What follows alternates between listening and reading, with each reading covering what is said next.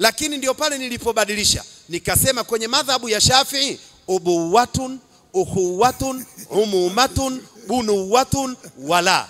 Kwenye madhhabu ya Imamu Maliki kama hayupo baba babu, kama babu hayupo amu. Kwenye Maliki wamekaa kwenye hadithi ya Bwana Mtume, amu rajuli swinwu abihi.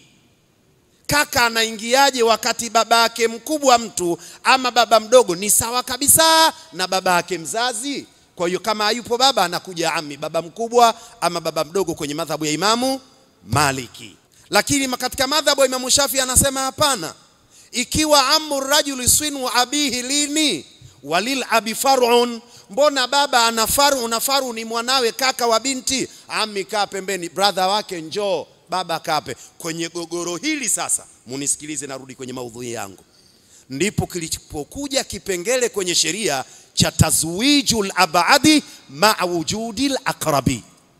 Rudia hapo Sheikh, katika hilo gogoro pakazua nini? Tazwijul abadi ma'a wujudil aqrabi, anaozesha wali mwenye nafasi ya mbali wakati wali wa karibu yupo.